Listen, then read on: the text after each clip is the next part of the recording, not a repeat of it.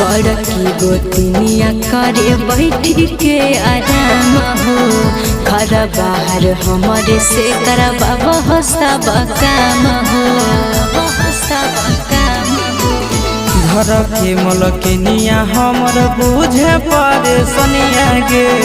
कर्मी नहीं रोपनिया कैसे जूटा तो भोजनिया गे। भादो में खाना बने तोरा पिलैब छुछे पनिया करे ने जेब रोपनिया।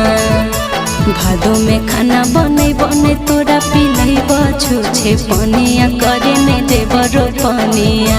कि जबले देवने पिया न दुनिया करे ने जेब रोपनिया। कि जबले देवने पिया न दुनिया करे ने जेब रोपनिया।